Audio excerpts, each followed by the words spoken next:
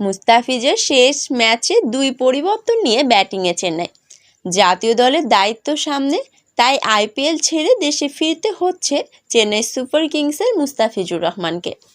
আজ পাঞ্জাব কিংসের বিপক্ষেই তাই মৌসুমের শেষ ম্যাচটি খেলেছেন বাঁহাতি এই পেসার। মুস্তাফিজের বিদায়ী ম্যাচে চেন্নাইকে ব্যাটিংয়ে পাঠিয়েছেন পাঞ্জাবের অধিনায়ক শ্যাম কারেন। চেন্নাইয়ের এম.এ. চিদাম্বরম স্টেডিয়ামে বাংলাদেশ সময় রাত 8টায় শুরু হতে যাচ্ছে এই ম্যাচ। শেষ ম্যাচ থেকে এই ম্যাচ 2টি পরিবর্তন এনেছে চেন্নাই। খেলছেন না মাথিসা প্যাথিরানা ও তুষার দেশপান্ডে।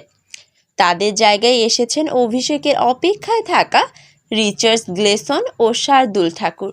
বল হাতে এখনও পর্যন্ত দারুণ করেছেন মুস্তাফিজ। 8 ম্যাচে 14 উইকেট নিয়ে সর্বোচ্চ উইকেট সংগ্রাহকদের তালিকায় যৌথভাবে শীর্ষে আছেন বাঁহাতি এই পেসার। এর মধ্যে প্রথম ম্যাচে নিয়েছিলেন 4 উইকেট।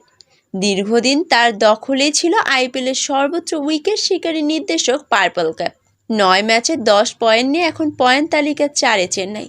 বাংলাদেশের একমাত্র ক্রিকেটার হিসেবে এবার আইপিএলে খেলছেন মুস্তাফিজুর রহমান।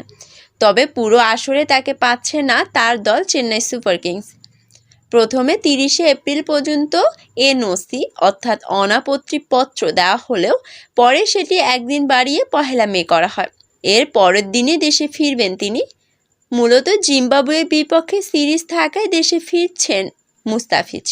যদিও রোডেশিয়ানদের বিপক্ষে সিরিজের প্রথম 3 ম্যাচে স্কোয়াডে নেই মুস্তাফিজ।